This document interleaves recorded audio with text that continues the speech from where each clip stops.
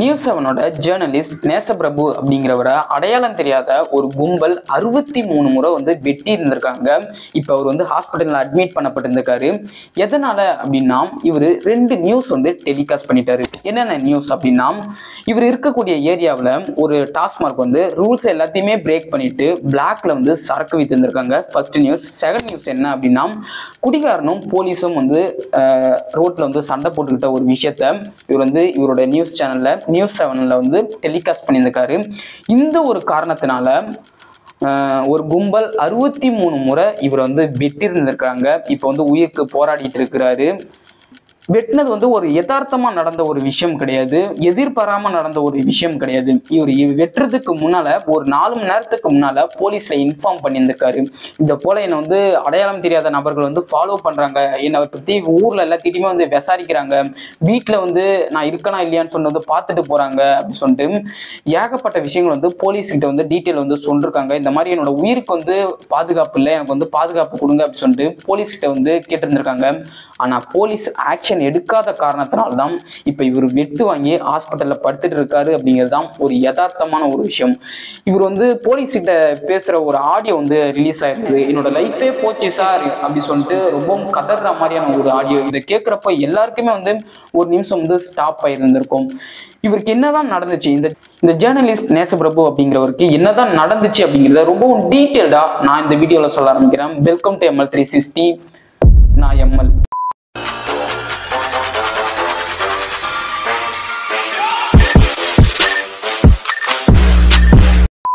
இந்த ஒரு நேசப்பிரபு அப்படிங்கக்கூடிய ஜேர்னலிஸ்ட் நியூஸ் 7ல 7 வருஷமா ஒர்க் பண்ணிட்டு வர்றாரு.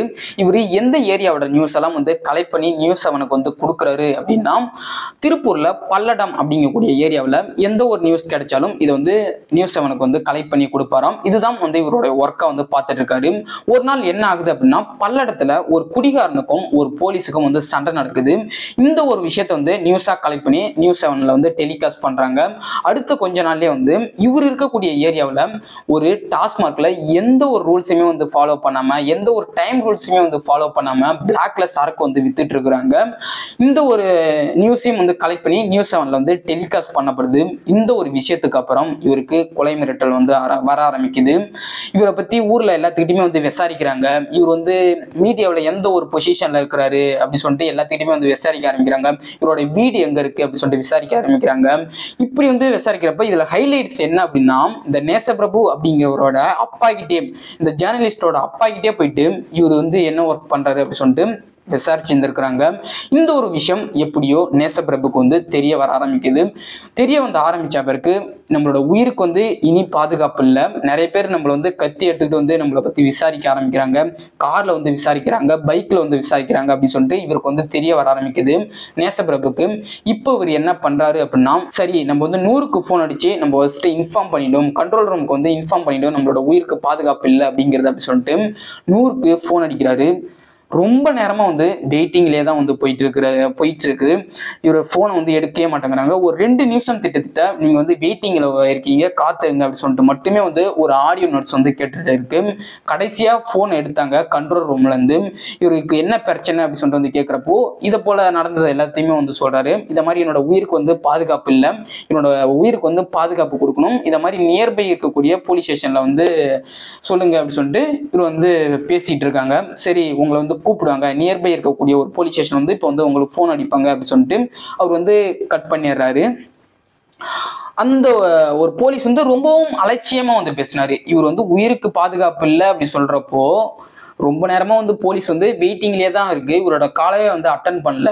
சரி அட்டன் பண்ணாவது ஒழுங்கா ரெஸ்பான்ஸ் கொடுக்குறாங்களா அப்படின்னு சொல்லிட்டு பார்த்தா இவரை ஒரு அலட்சியமா பாக்குறாங்க. சரி உயிர் தானே போனா போதுங்கிற மாதிரி பார்த்துட்டு இருக்கிறாங்க. சரி நியர்பை இருக்கிற போலீஸ் ஸ்டேஷன்ல இருந்து போன் வந்தது. அவங்க என்ன சொல்றாங்க அப்படின்னா, என்ன சார் பிரச்சனை அப்படின்னு சொல்லிட்டு கேட்டுட்டு இந்த மாதிரி நடந்தது எல்லாத்தையுமே சொல்றாங்க. இந்த மாதிரி என்ன அடையாளம் தெரியாத கும்பல் என்ன விசாரிக்கிறாங்க, என்னை வெட்டுறதுக்கு எங்க வீடு வராங்க, எங்களோட தோட்டத்துக்கு வராங்க, என்னை பத்தி எல்லா டீட்டெயிலுமே கலெக்ட் பண்றாங்க அப்படின்னு சொல்லிட்டு இதை மாதிரி சொன்னதும் அந்த போலீஸ் வந்து என்ன பண்றாரு அப்படின்னா, சரி நான் உங்களுக்கு வந்து பாதுகாப்பு கொடுக்குறேன் அப்படின்னு சொல்லிட்டு சொல்லுவாருன்னு பார்த்தா, அவரு அவங்க வந்தவங்களோட வண்டியை வந்து நோட் பண்ணீங்களா, அந்த வண்டியோட கலர் என்ன, அந்த வண்டி வந்து சூப்பர் பைக்கா இல்ல நார்மல் பைக்கா, அவங்க வந்தவங்க வந்து ஹிந்திக்காரங்களா இல்ல தமிழ்காரங்களா அப்படின்னு சொல்லிட்டு ஏகப்பட்ட கொஸ்டின் வந்து கேட்கிறாங்களே தவிர, ஆனா இவரோட உயிருக்கு வந்து ஏதாவது ஒரு ப்ரொடெக்ஷன் வந்து கொடுக்கும்னு சொல்லிட்டு எந்த ஒரு ரியாக்டுமே வந்து பண்ணல. பேசின போலீஸோட வார்த்தை ஃபுல்லாவுமே, கவனம் ஃபுல்லாவுமே அந்த வண்டி நம்பரை நோட் பண்ணீங்களா, அந்த வண்டி என்ன வண்டி, அது என்ன பைக்கு, அது என்ன காரு அப்படி சொல்லிட்டு காரை என்ன அதுக்கு ப்ரொடெக்ஷன் கொடுக்குற மாதிரி தான் இவர் வந்து பேசினாரே தவிர, இந்த நேசப்பிரபு அப்படிங்கக்கூடிய ஒரு உண்மையான ஜேர்னலிஸ்டுக்கு வந்து அவர் வந்து எந்த ஒரு ப்ரொடெக்ஷனும் கொடுக்கல அப்படிங்கிறது தான் ஒரு உண்மையான ஒரு விஷயம்.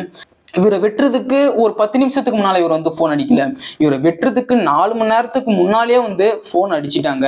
ஆனா எந்த ஒரு ரெஸ்பான்ஸுமே எடுக்காத ஒரு காரணத்தினாலதான் வெட்டுப்பட்டு இப்ப பிரைவேட் ஹாஸ்பிட்டல்ல அட்மிட் பண்ணப்பட்டிருக்காரு அப்படிங்கிறது தான் ஒரு யதார்த்தமான ஒரு விஷயம். இவர் வந்து நிறைய டைம் வந்து சொல்றாரு, இந்த மாதிரி கேமரா வந்து செக் பண்ணுங்க, அந்த வேவோட கேமரா வந்து செக் பண்ணுங்க, இந்த மாதிரி பெட்ரோல் பங்கோட கேமரா வந்து செக் பண்ணுங்க, நீங்க ஈஸியா வந்து அவங்கள வந்து பிடிச்சிடலாம், இந்த மாதிரி 5 கார்ல வந்து என்ன வந்து துரத்துறாங்க, இந்த மாதிரி வந்து பைக்ல வந்து என்ன வந்து துரத்துறாங்க, எப்படியாவது வந்து என்ன இதுன்னுங்க, என்னோட லைஃபே போச்சு, என்னோட லைஃபே முடிஞ்சிருச்சு, 5 கார் வருது சார்னு சொல்லிட்டு கதறாரு.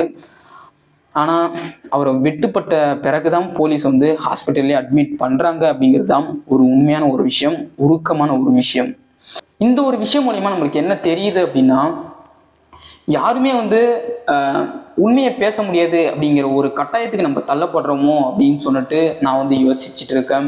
ஏன் அப்படின்னா, ஒரு சுதந்திரம் அப்படிங்கிறதே வந்து ஃப்ரீடம் ஆஃப் ஸ்பீச் தான். யார் வேணுமா என்ன கருத்து வேணுமா சொல்லலாம், சரியா இருந்தாலும் சரி தப்பா இருந்தாலும் சரி உங்களோட கருத்தை நீங்க வந்து சொல்லலாம் அப்படிங்கிறது தான் ஃப்ரீடம் ஆஃப் ஸ்பீச். ஒரு ஜேர்னலிஸ்டுக்கே இந்த ஒரு சம்பவம் நடக்கிறப்போ, எங்களை மாதிரி ஒரு ஆளு, ஒரு யூடியூபரா இருக்கட்டும், இந்த மாதிரி சின்ன யூடியூபரா இருக்கட்டும், இவங்கெல்லாம் வந்து என்ன ஆவாங்க அப்படிங்கிறப்போ பயமா இருக்குல்ல. இந்த ஒரு நியூஸை மேக் பண்றதுக்கே வந்து சரி ஏதாவது பண்ணிடுவாங்களா அப்படின்னு சொல்லிட்டு நான் வந்து மேக் பண்ணாம விட்டுட்டேன் அப்படின்னா யாருக்குமே எந்த ஒரு விஷயமே வந்து தெரியாது. அப்ப யார் என்ன தப்பு வேணாலும் வந்து பண்ணிக்கலாம் அப்படிங்கிறது தானே நம்ம இந்த ஒரு விஷயத்து மூலயமா நம்மளுக்கு தெரியுது. எது எப்படியோ எல்லாமே வந்து இந்த ஒரு விஷயத்துக்கு வந்து சப்போர்ட் பண்ணணும்.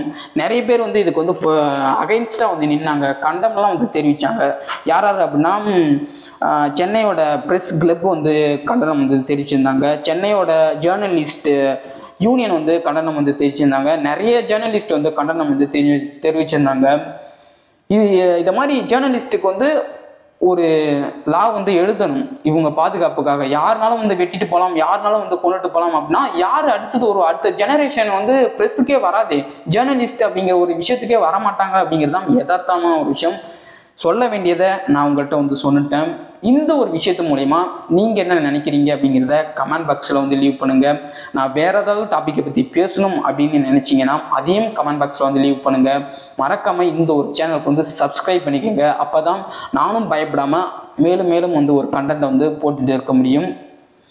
பாய்.